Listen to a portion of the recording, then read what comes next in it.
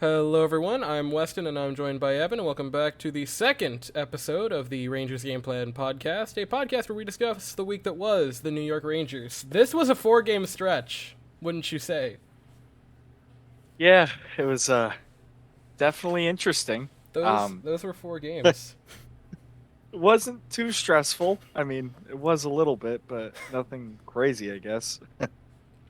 The Washington game was the worst one, and even that wasn't bad.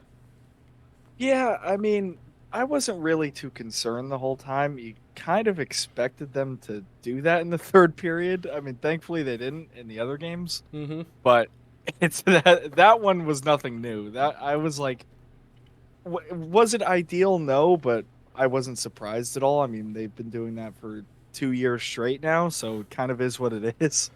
I got kind of nervous towards the third of that game because you start so well in the first period.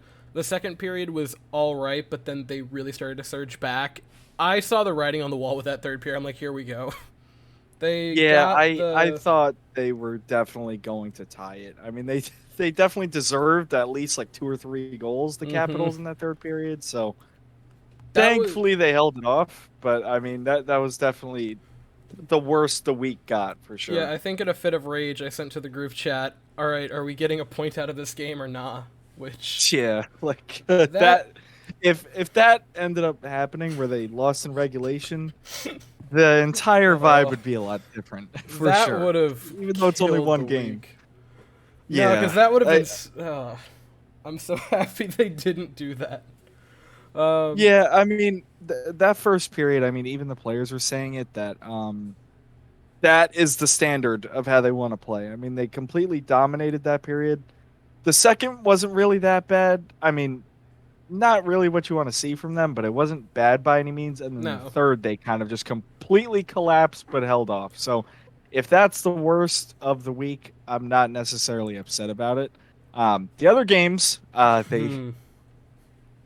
they definitely played very well, I would say. That 4-2 game over Pittsburgh felt so much more lopsided than it was. Yeah, for sure. I mean, Jari actually played really well in that first game. On Thursday, he actually saved. He very easily could have gotten pulled in that game as well if he wasn't on his game. The 100%. Rangers played really, really well. And then Saturday, not as much. I mean, the Rangers actually took advantage of every single opportunity they got on Saturday and Sunday. Um, That yeah, I Saturday. mean, you know what? I've been thinking about this for a while. The thing about this team is like we can sit here and analyze the entire roster, the coaching, all that. At the end of the day, they get up for the big games. They You do. know, I mean, they really, really do. Like you can tear apart the defense all you want. At the end of the day, they get up for those big games and they win most of them. So as long as they keep doing that, they should be fine. Um, Igor was terrific this week, especially on Saturday. I think we're going to talk a lot about that. You have Um, to. you know, as positive as this week was, I think for the sake of having something to talk about, obviously the defense is not necessarily what you would want to see. I mean, they were a lot better in the Nashville game. Hmm Um, but at the end of the day, they were playing against half of the Milwaukee Admirals, so it's not it's not necessarily something to hang your hat on. Um, Adam Fox doesn't look completely like himself yet. I mean, he's been a lot better than when he was struggling, but there's especially in that Pittsburgh game, there was at least like 3 or 4 plays that I could think of off the top of my head where they could have ended up as goals, where he hmm turned the puck over or didn't make a play or something. And honestly, like I'm not going to rag on him too much. We'll see what happens when Lindgren comes back. Um, at the end of the day, Adam Fox and Ryan Lindgren have been playing together since they were 15 or 16 on the same pair. Yeah. So as good as Adam Fox is, it's definitely, a change for him to lose his D partner that he's been with for 8, 9 years now. Especially when Mikkola is nothing but a bottom pair guy, and Yeah. being paired with him doesn't necessarily help anybody. Um, Mikkola, I honestly don't think is that terrible of a player. It's just, I mean, we said on the last episode too, he is not built to play in the top four against players like Sidney Crosby. It's No. that simple. I mean, you can't really rag on him too much. you would like to see him cut down on the penalties, but he's not a top 4 player against some of the most talented players in the world. No, he is. It's as simple as that. Like, and that was the thing, when he first got here, he did fine on the third pair. Like, he wasn't incredible or anything, but he was a perfectly cromulent third pair defenseman that wasn't getting exposed by third or fourth line players. He was just fine, middle of the pack. He's playing over 20 minutes a game, and he's going up against players like Sidney Crosby. Yeah, he's gonna get torched. Like, that's not it's not rocket science. I mean, he's always been a bottom pair guy. I really don't think he's that bad. A lot of the chances the Rangers gave up this week were simply because players like Mikkola and Ben Harper can't clear the puck, especially against other teams' top lines. I really don't think they struggle that much against third and fourth lines, but when they're literally playing against Malkin, Crosby, Gensel, they're not going to play very well. It's not necessarily something that anybody's surprised about. Yeah, I mean, going through all the goals this year, because obviously I'd go through each goal last year to try to see, all right, who is at fault for this one. I have noticed over the past while, it's just almost every goal. It's not so much Shesterkin's getting beat on something out of position, out of this, what have you. It's someone just completely failed to clear the puck. And sometimes it's not even that they just couldn't muscle it out of the zone, it's that they just fanned on it. Yeah, some of the games, things like that definitely happen. I think more so in the past month and a half they've been struggling to clear the puck. Not to say that they've been terrific at it in the past, but it just seems like, especially Ben Harper is completely dead in the water. When he's behind his own goal line and has somebody chasing him, he doesn't know what to do with it. And, I'm not really that concerned about that just because he's not in your playoff plans necessarily. Yeah. But what if somebody goes down and then you have to play against Jack Hughes and Ben Harper can't clear the puck? It's not what you want to see. I mean, and not to be too negative, I mean, obviously they just won 6-0 and 7-0, so it's not like we're going to sit here and act like the season's over, but for the sake of not coming on here and saying, oh, they're the best team ever, they're never going to lose again, and logging off, we kind of have to harp on some things. I mean, last week we kind of came on here and gave a wish list for what we wanted to see this week, and they kind of checked every single box. It was pretty much. Yeah. Every single thing we wanted happened this week. So it is what it is. They hit everything. I think I said it to you already. I truly believe that what happened Saturday, and I said it in the video I made on my main channel, I think that was the best game Igor Shesterkin's ever played. He was absolutely unreal. 33 of 33. I have him. Yeah. And it wasn't the number of saves, it was the sheer awe of the saves. The majority of them were very, very high danger shots, and he stopped them like they were nothing. It was his side-to-side movement looked great, his glove hand looked great, his blocker looked great, and his poke check. He poke checked a couple of guys in that game. Yeah. He did everything you could possibly want from a goaltender. And again, it was a 6-0 Rangers win. That was a very good game by the Rangers. That very easily could have been a close game. Easily. Yeah, that could have very easily been a 6-5 Rangers win.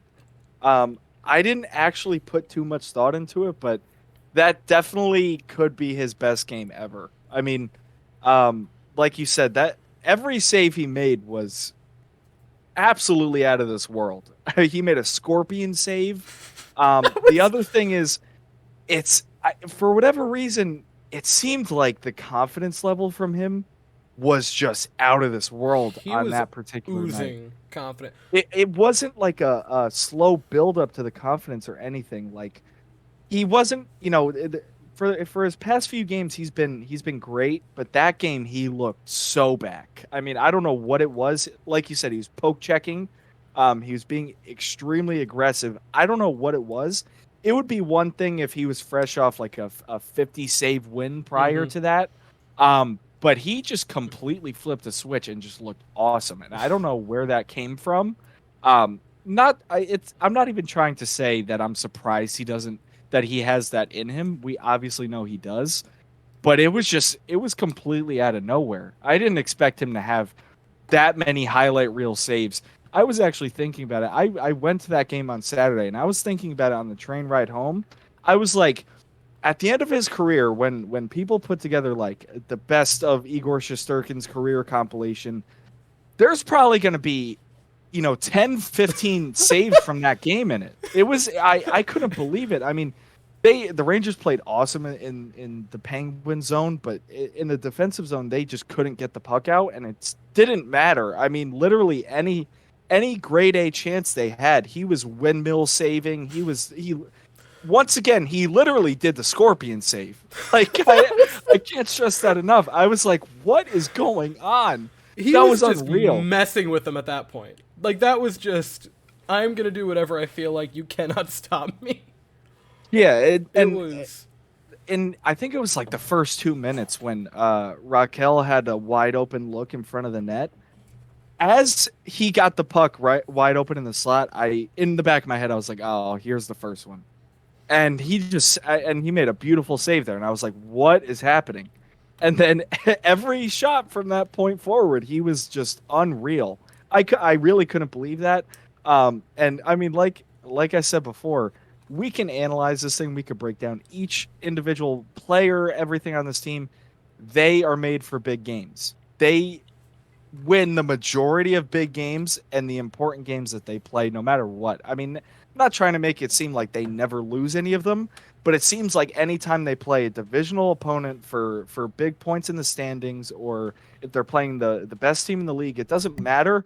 They completely flip a switch and they look like a completely different team, which that's definitely a good thing. And to harp on that a little bit, they've struggled against bad teams for the past 2 years. And it's very nice to see that they beat an AHL team 7-0, because the past 2 years they would probably lose that game in overtime. So it was very nice to see that they won that comfortably. That was I really like the Nashville Predators. They are one of my favorite teams to watch outside of the Rangers. When that lineup came through, I was like, who is this? Who are these people? These are these are random player generated players from Chell. These are not actual NHL players.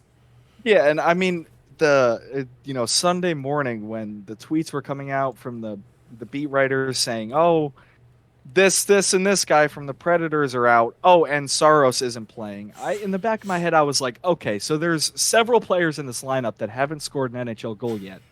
They're all going to." Because that's just what we've been accustomed to. If you don't have your first NHL goal, you're going to get it against the Rangers. If you're a struggling team, you're going to score. You're going to win, whatever. And I think like halfway through the second period or something, Sam and Joe on the broadcast were talking about how bad the Predators' power play has been. And even though it was like 6-0 at that point, I just completely expected them to look like Team Canada on the power play right there. That's just what we've been accustomed to, and it's just very refreshing that they won 7-0 in that situation. Because, like I said, the past 2 years, they are a lock to lose a game like that. That's just how it's been. They play awesome against the best teams in important games, and then they just lose games like that. So it was very nice to see that they didn't do that for once. It's funny that you mention looking great against the great teams and just playing down to their competition. The wins we've had over the past couple weeks have been against good teams or important games. Because there was the 5-2 win against the Kings like 3 weeks ago, barely beating Philly, getting run off your own home ice by Ottawa, and even though it was a loss to Boston, outplaying Boston before completely biffing that game. And this week, and even with the Nashville game, I know it was basically their AHL team. That was a game where it's like, all right, it's the second night of a back-to-back. It's going to be Halak in net. They might drop this. And 7 goals later, they just didn't. That was... Yeah. And it The is, goaltending was definitely not great this weekend, but I mean, at the end of the day, we've been asking them to win the games they're supposed to for a very long time. yeah, So I'm not complaining. that was, and even when Saros got put back into that game because he did not get to have his nice Sunday off, you could see too in his face of just like, this was supposed to be my day off, and you have gone 1 for 5. Jesus Christ! I just realized that. Yeah, But yeah. I even when mean, Saros came in, they got 3 on him. The first goal was the first goal on Saros. I want to say, yeah, it was the Panarin power play. Like it was a well I aimed think you're shot. right about that. Yeah. But then the Keandre Miller, his second goal of the game, which by the way, it is a miracle he didn't get 40 goals that night. I mean, Yeah. everything he did went in. Every Yeah, shot, and I, every shot he they took. it looked like he was just throwing it on net, and it went in twice, and then he wasn't really trying to get that many points, but it just kind of happened. Keandre So Miller I'll had take 6 points over the weekend. it. Yeah, I I don't know, that was crazy. I mean, like I said, the goaltending for the Penguins and the Predators was not great, but at the end of the day, like if the Rangers can click like that offensively, and Igor plays like that, they're going to be really tough to beat. I don't care who's in net for the other team. Um, it's not even, it's not like they just lucked their way into goals. I mean, in the offensive zone, every single line looked completely comfortable. yeah. And last week we were saying just pick a lineup and stick with it. And that finally happened, and they looked awesome. So, like I said before, we made a wish list, and everything came true from it. And Gallant says that Lindgren's going to be back against Carolina, so we'll see how the defense plays when he's fully back. We said last week, there's not really an excuse for it, and you can't really rely on one player, but it is what it is. So, the full analysis of how the defense plays will come at that point. Another thing is, I mean, Patrick Kane's been awesome since he's practiced with the team. I mean, Wild he concept. yeah, it's everybody was ready to give up on him after those first 2 games, and he's been a point per game ever since. So he's looked awesome, and it's not like he's just a completely offensive player. I mean, he's made some plays defensively. He's beating out icing calls. He's not. He's contributing in other ways other than just being obviously what he is, which is an offensive superstar. But he looks like he's really, really giving 100% effort right now. A lot of people were saying he's lazy and all that stuff in the first 2 games, but it's just because he was uncomfortable. He didn't know where to go. He didn't know who his line mates were going to be every 6 minutes. He wasn't himself. Now that he actually has played consistent minutes with Kreider and Trocheck, he looks awesome. On the power play, he's definitely looked a lot more comfortable. Even though, I mean, the power play hasn't been lights out, but they've gotten a lot of chances, and a lot of it has been from Patrick Kane and his elite passing ability. So if he can keep that up, which he will, I mean, he's literally Patrick Kane. This team, that was the missing piece right there because, I mean, last year, you got Kopp, Vetrano, those guys, obviously good players, but when you're playing against the top teams in this league, they're not game changers like Tarasenko and Kane are. No. And I obviously when Kane, first got traded here, the rumors beforehand of him coming here, everybody expected him to play solely with Panarin, and who knows, that might happen again. But the top 2 lines look awesome, and I wouldn't change them unless you absolutely have to. Yeah, that was. I think Panarin having a shoot first winger in Tarasenko finally is exactly what needed to happen. Patrick Kane is, I mean, obviously he's been a goal scorer, but he's been probably top 2 or 3 playmakers in the past, little over a decade. So that's kind of where he feels comfortable is passing, and Kreider's speed is kind of the perfect match for that. So even if they struggle a little bit, I would just leave those top 2 lines together. Obviously the only complaint maybe over the week is the kid line hasn't been scoring, 4 points tonight anymore, but you can't really expect every single, line to to be getting hat tricks and all that stuff every single game. So different guys are going to get hot at different times, and I think that's important. I mean, you're not going to win every game 6-0, 7-0. Heedle finally got on the board after a long drought, so that's obviously good to see. But I mean, those top two lines have been ridiculous. So it's not like you have to rely on the kid line anymore. The kid line had their stretch where they were literally carrying the team, and now Wild, everyone else has kind of taken over. So can't expect everybody to have a point per game. So they're winning. That's all that matters. I don't care who's scoring the goals. Just keep winning the games. Yeah, that was the thing that I wanted to ask, which is, these are the lines you stick with. Like, apart from something catastrophic happening, these are the lines you roll into game one of the playoffs with. They look as close to perfect as they can. Panarin with Mika Zibanejad has always been one of those things that it's been good and it's worked when it's happened on occasion, but it's always in a small sample size and they get put back to normal lines. They always worked well together. They've never clicked like this. Like Panarin, Zibanejad, and now with Tarasenko on that first line, it's ridiculous. Mika had 5 goals this week. He had 9 points. He was on a he looks really, really comfortable with this line. I mean, like you said, Panarin and Mika have been put together several times. But it's the thing about it is usually when they're on the line together, it's not a good thing. Usually when they are put on the same line, it's because the Rangers cannot score goals to save their life. So now that they're together when kind of the vibes are good with the team, I think that helps a lot. Like I just said, usually when they're together, it's because it's a last-ditch effort and the team doesn't feel confident. Yeah, usually you're down by 3 goals and then you get thrown on the line. Yeah, usually you're down by 3 goals and then Panarin gets put on the top line with Mika, and then they're together for maybe the game after that. And, like I said, it's just the vibes are down when they're together usually, but the fact that the team feels good is helping those guys right now because, they don't have to feel like they need to do everything right now, which is usually what happens when they're together. Yeah. And a combination that I never in my wildest dreams thought would just click as well as it has. Kane and Chris Kreider have unreal chemistry, and they have looked out very of this world surprisingly, this week, right? Very surprisingly. It's insane. When the new lineup came out, I was kind of like, I wasn't against anything because they literally couldn't score goals for like the past month, so I was willing to try pretty much anything.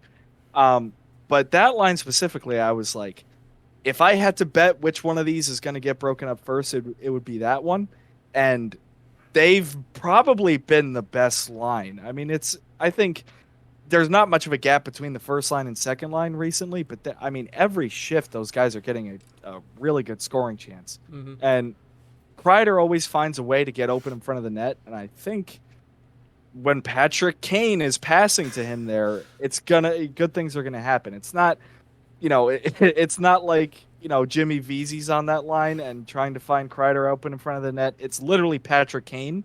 I can't stress this enough. When Patrick Kane is comfortable, he is out of this world. He is, no joke, no exaggeration, a top 3 player of the past decade, and probably number 2 behind Crosby. If you want to put Ovi there, fine, but regardless, top 3, maybe 4 at most. And he's clearly not, washed. He was playing on one of the least talented professional sports rosters ever put together all season long until now. And his hip looks fine. Like I said, he's been beating out icing calls. He's looked really, really fast in the past couple games, so I think he's fine. I think it was just a matter of people were trying to find a reason why he wasn't, 2 points per game for the first time in his career. But at the end of the day, it was because he was playing with nobody in Chicago. That's the only reason. He wasn't hurt. He has vocally talked about wanting out of there for the past 2 years, especially this year. He clearly wasn't trying. He was mad at the management, all that stuff. He looks like he's giving 100% for the first time in maybe 3 years, and it's spectacular to see.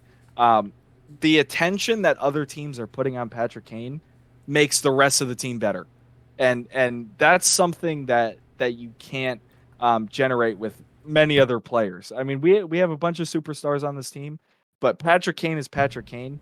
And when teams are going over their, pre game, game plan, all that stuff, he has been the number one topic of discussions for teams defensively for like what? How many years now? Like 15? At least. So it helps everyone else when he's buzzing like that. Yeah.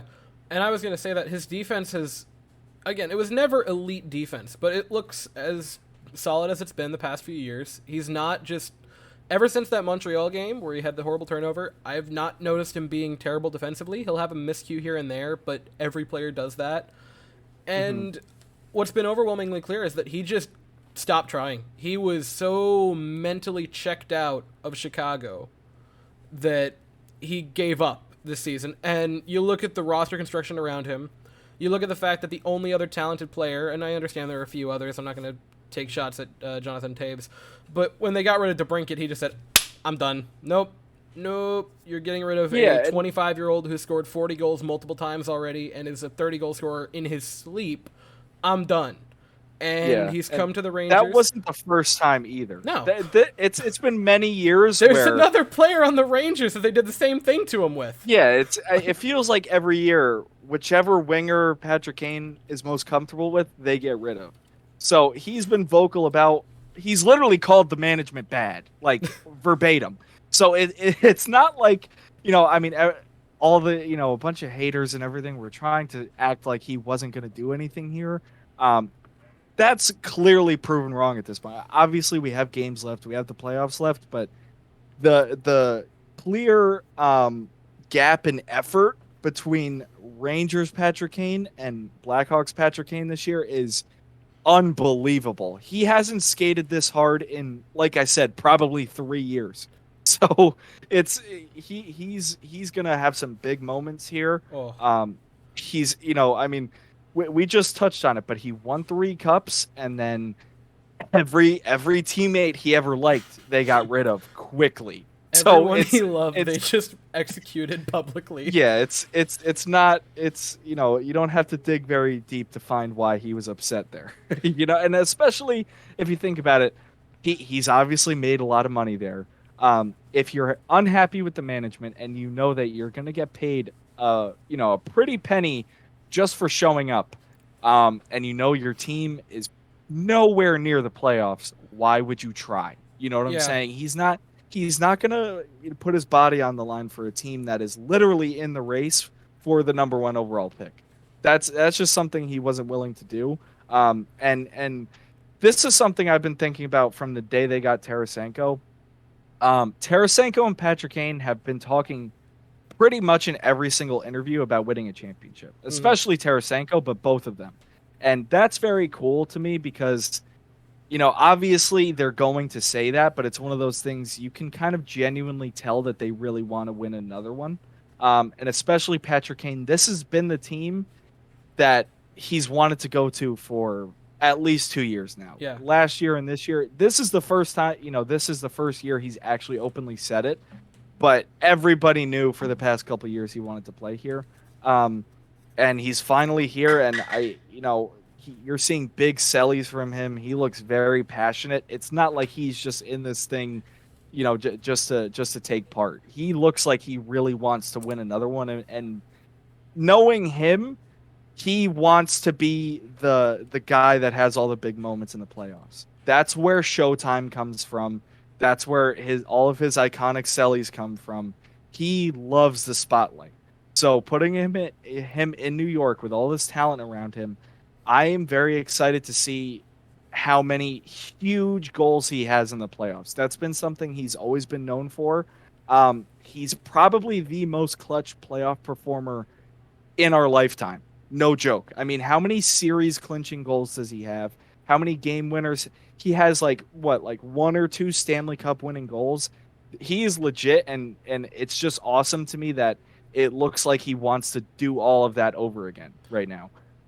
That was the thing that I wanted to echo is you can tell that everyone wants to win a championship. That's not a surprise, but how badly he wants it here. The way he is celebrating the goals, the way he's conducting himself on the bench with everyone on the team in the locker room, from what little bits we've seen, he's himself again. He is the Patrick Kane from all three of the cup runs, reborn, apart from the depressed, Kurt Cobain looking ass that we've seen from him the past two seasons. And one thing that I never really thought about it, and I don't think a lot of people did. Maybe they did, maybe you did, but I certainly personally didn't. When they brought in Barclay Goodrow, that was we're bringing in a veteran presence who knows how to win a cup. He's won 2 in back-to-back years with Tampa. He knows how to win. They're bringing in Patrick Kane. Like, he's not the most vocal leader, but the posture of this team, metaphorically speaking, has definitely straightened up once Patrick Kane has gotten here. Because they know they're playing with a champion. They are playing with a first-ballot Hall of Famer. They are playing with one of the best players of the past, of this century, of the 21st century. Who knows how to win, who knows how to perform in the playoffs, and the energy around the team has gone up since he's got here. Not in the same way that it did with Tarasenko. It was an uplifting moment when they got Tarasenko, but acquiring Kane is getting Tarasenko cranked up to 11. It's the entire team has looked infinitely better. And the first couple games when he was finding his footing, teams weren't paying too much attention to Kane. He gave them reason to, and now you can't double his line mates anymore. You're having to give him his due credit, and you said it already. His line mates look great. He's making this team significantly better. And for what the Rangers paid, it's been 8 games since they acquired him. I think it's 8, yeah. It looks worth every penny. To this point. I think it's 7 points in 8 games now, but I mean, if you take away the first 2 where he didn't look comfortable, it's 7 and 5. So it's, like we said before, since he's actually had practice with the team, he looks like he never left, from his prime. I mean, it's not like it's been years since he's been elite. He had 92 points last year, and I mean, like I was just, what we were just saying.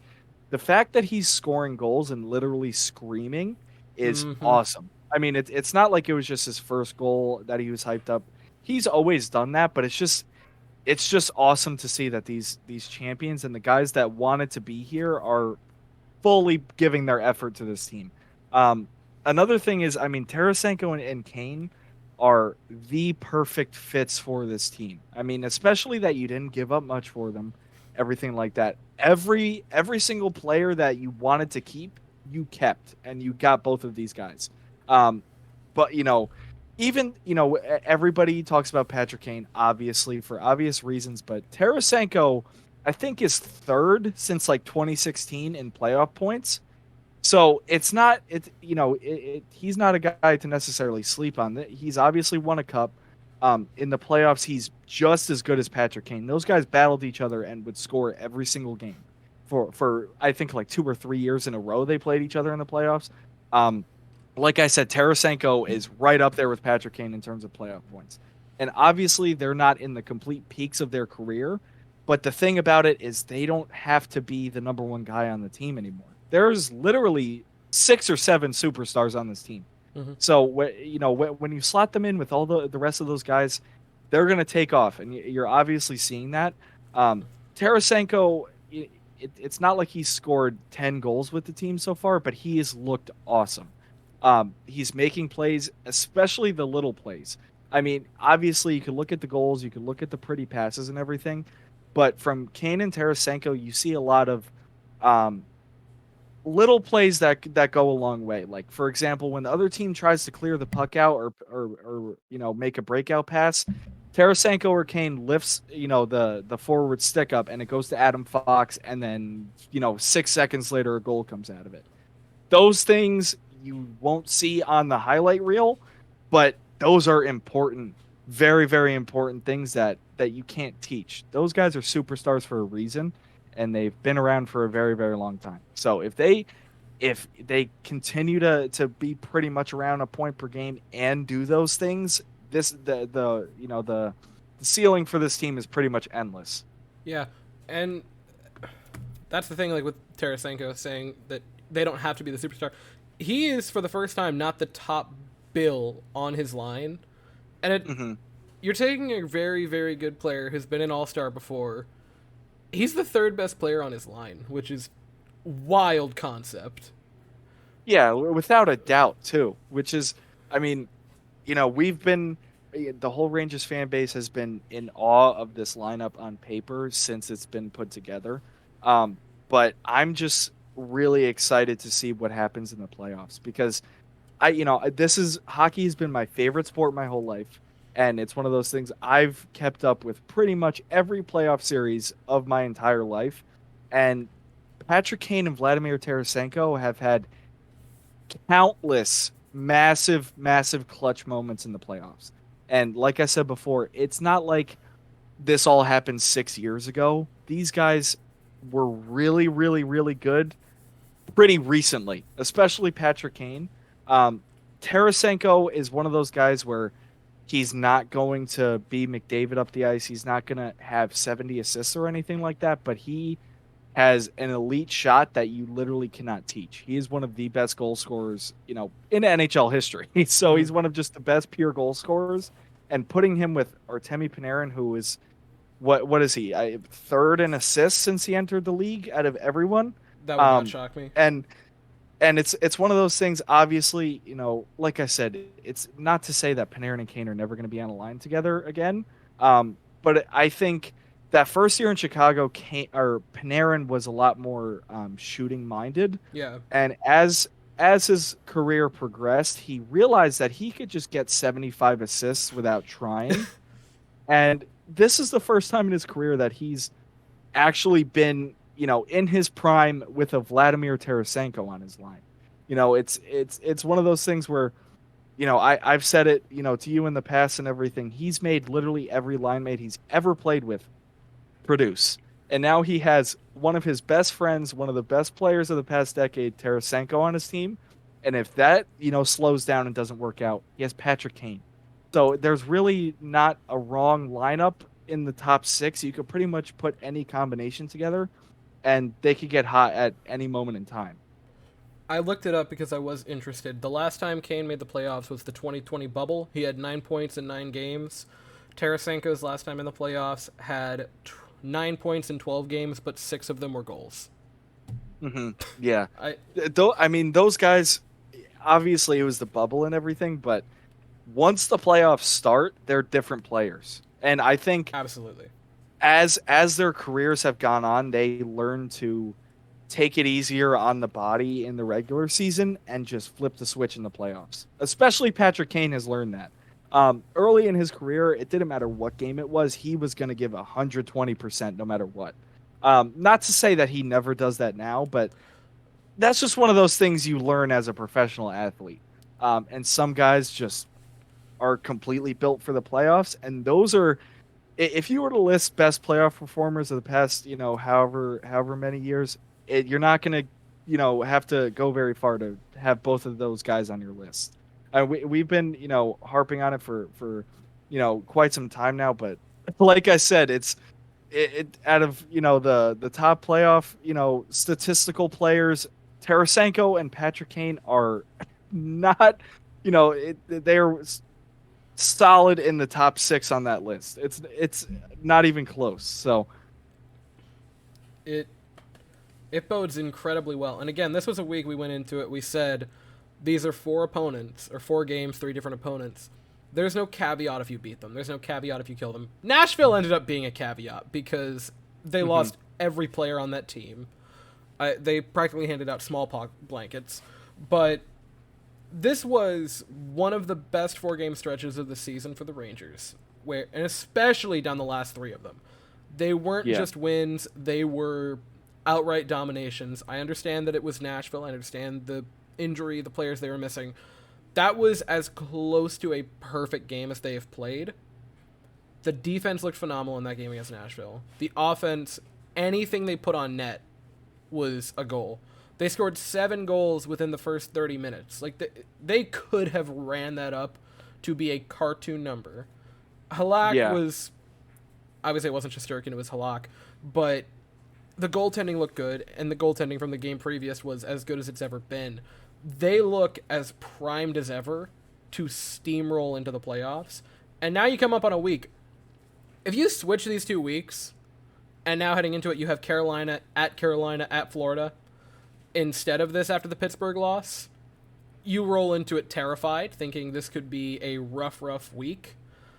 But now you look at it, you're 6 games behind Carolina, and you have 6 points behind Carolina. You have 4 points on your plate Tuesday and Thursday. Yeah. With a team that looks as good as they have all season. With Yeah. the offense rolling at an ungodly level, where they've scored 13 goals over the weekend. Yeah, I think it was allowed a goal. I think it was 16 unanswered in the last 3. It might have been 15, but Jesus. Either way, that's ridiculous. Obviously, we're not expecting to beat Carolina, 6-0 and 7-0. I am expecting them to beat Carolina 7-0, and if they don't, I will cry on Twitter.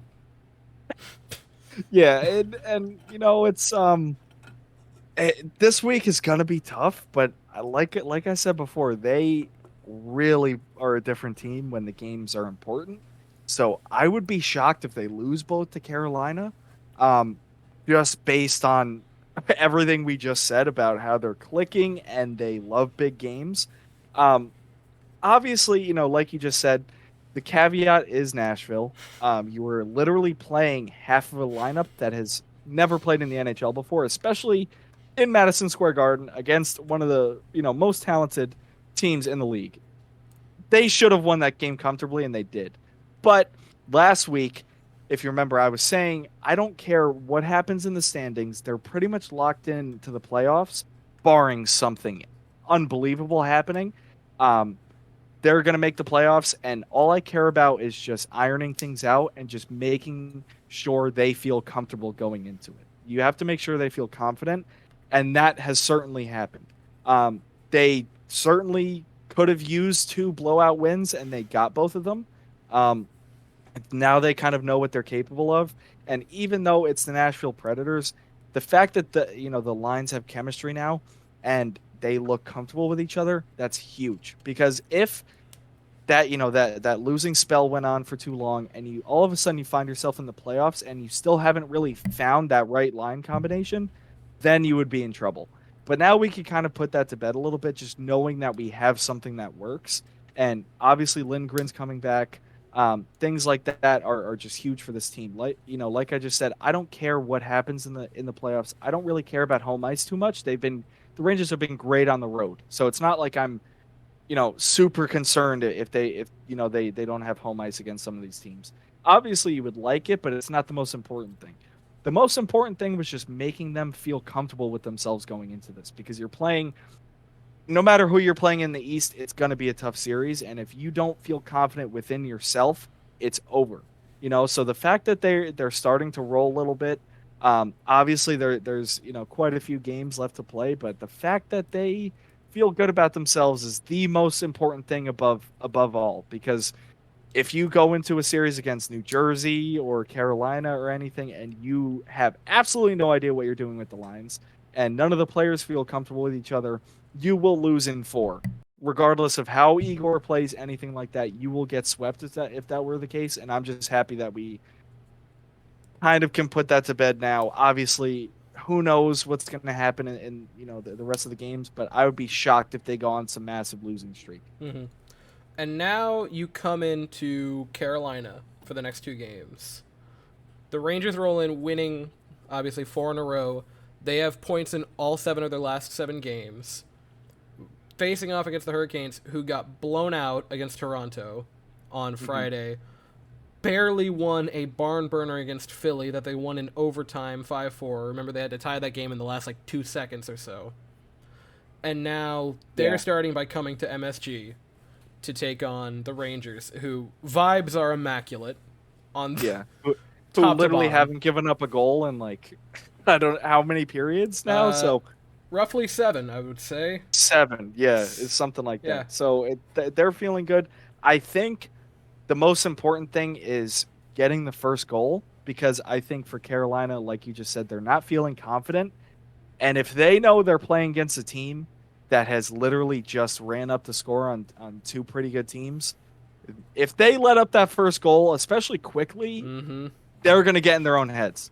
And especially when they feel like nothing's going right for them.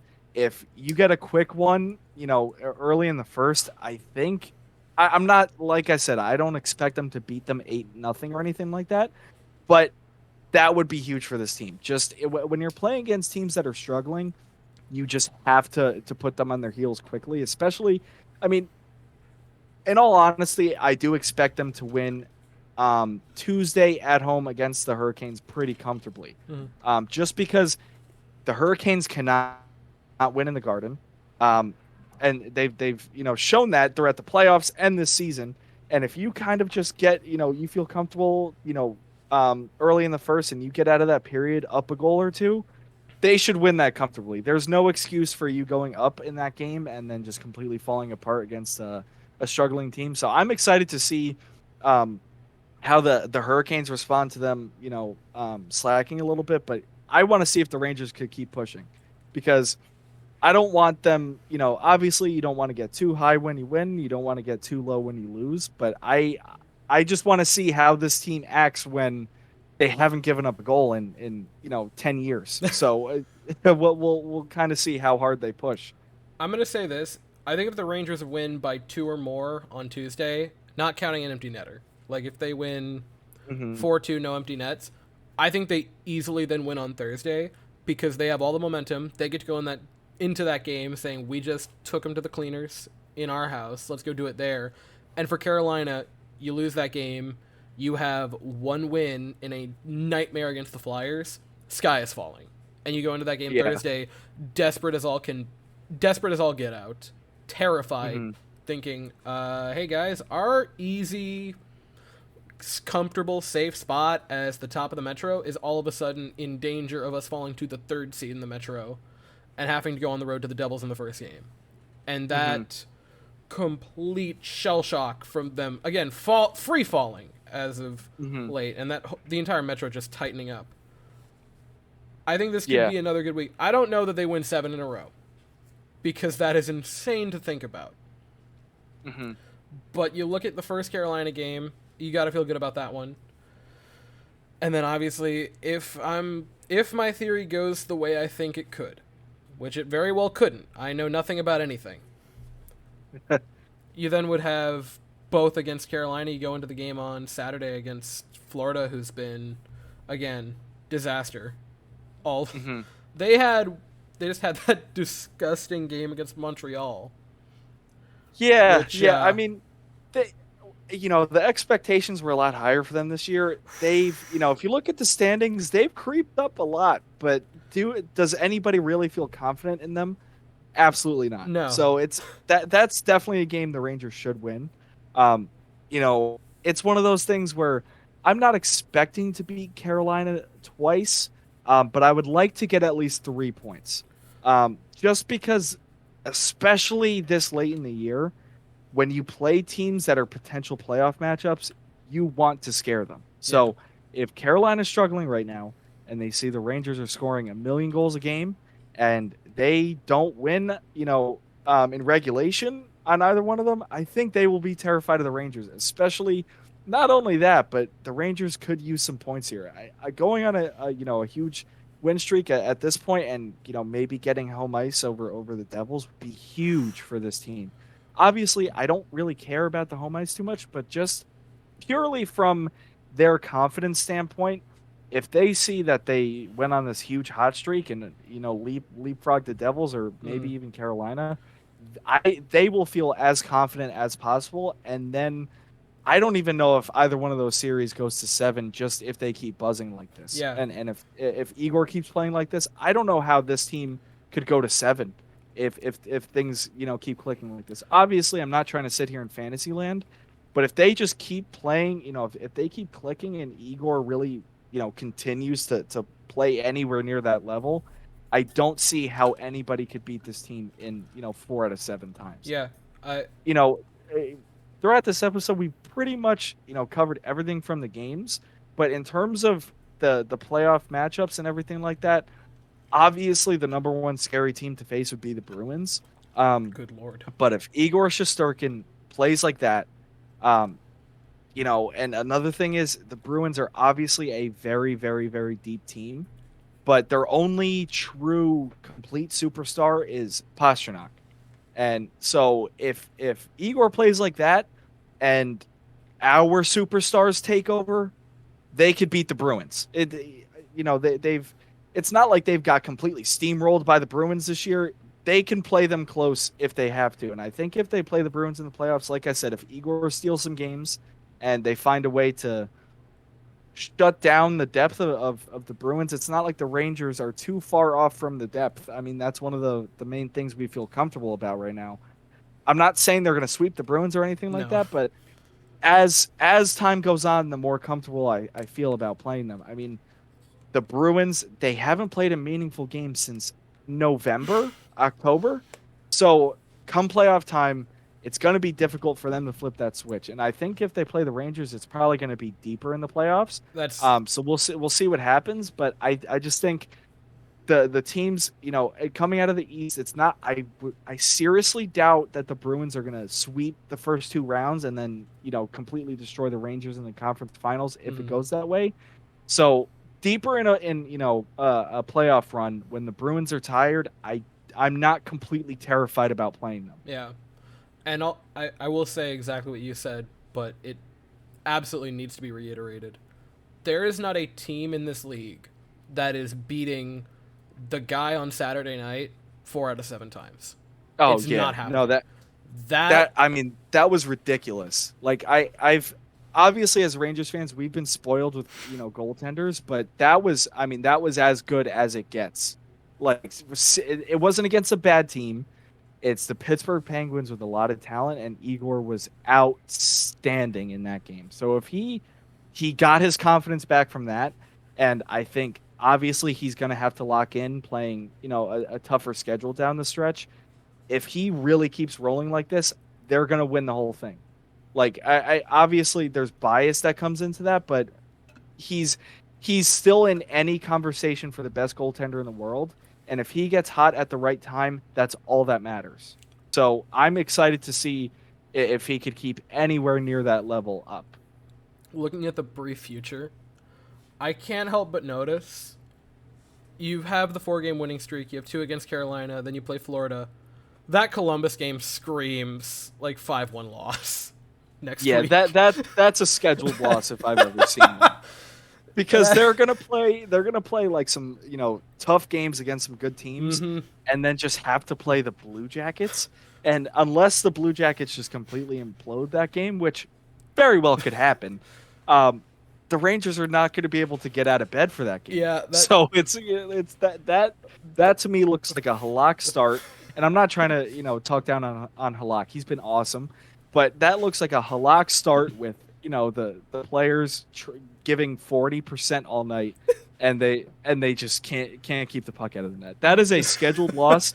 That might be the most scheduled loss of the season. Just looking at it right now. So hopefully not, but we'll see what happens. That screams Johnny Gaudreau hat trick so badly. Like if there's players on that team that might get a call up at the end of the year to see what they have, they're going to score their first goal, and they're going to have a goalie we've never heard of that's going to get a 40-save shutout. And it's, like I said, that's the most scheduled loss I've ever seen.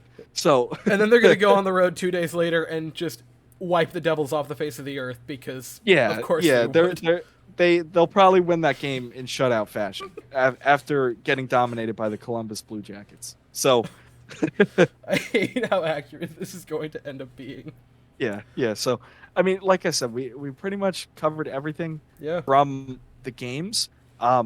Like I said earlier, for the sake of not coming on here for 6 minutes and talking about how amazing they are and how they're never going to give up another goal ever. The only negatives are obviously you'd like to see the defense be a little bit better, but we'll see how it is when Lindgren's back. Yeah.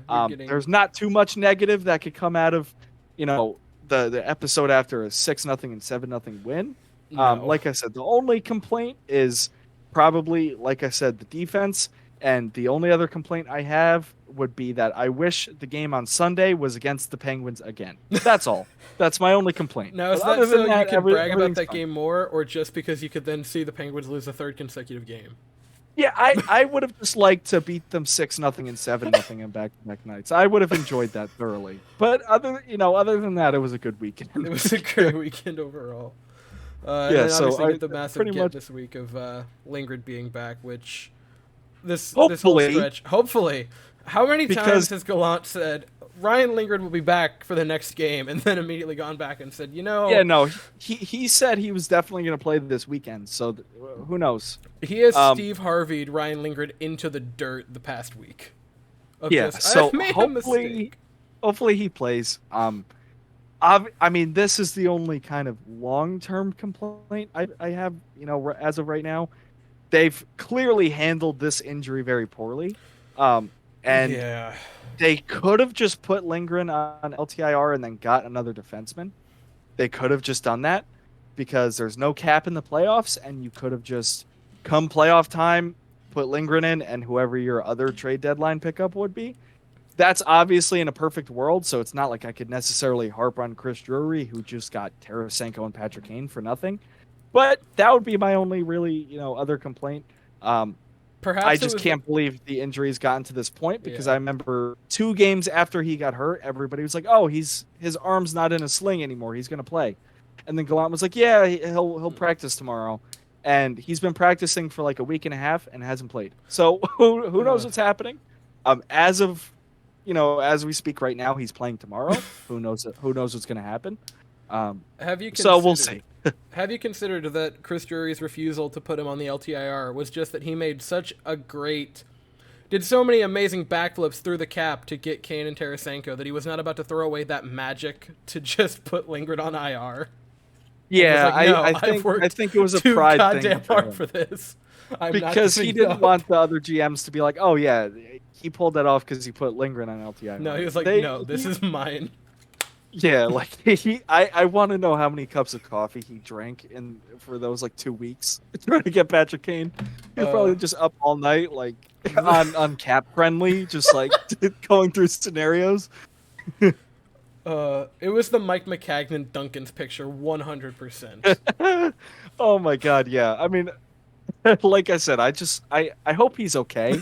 Because that's definitely very difficult to recover from that. He probably didn't sleep, and he didn't talk to his family for like a week and a half trying to get Patrick Kane. And his screen time on Cap Friendly was probably like 75 hours for the week during that time. So hopefully he's doing well. I genuinely want to know how many different scenarios he ran through to do that and to pull that off. Yeah. And he was probably like, I'm pretty sure every team has like people on their staff that are just there for cap gymnastic reasons, like I on their management staff, and I'm pretty sure those guys were working overtime. So I just wanted to be a fly on the wall during that whole process. Caps off to anyone in the Rangers organization who pulled that off cap-wise, and RIP to the ones who surely died through that process, because I can only imagine the death toll was catastrophic. But I think we've covered it. I think we're good. Yeah, pretty much all set. Obviously we'll see what happens this week. We're bound to come back down to earth at some point. But we'll definitely kind of reconvene after they play some important games this week. So we'll see what happens. Yeah, we'll reconvene in a week. But as for right now, I think that's it. So I'd like to thank everyone for tuning in and listening to us ramble again. We'll be back in a week. Thank you all for watching. If you enjoyed it, please consider to like and subscribe. And as always, go Rangers. Peace out, everybody. Go Rangers.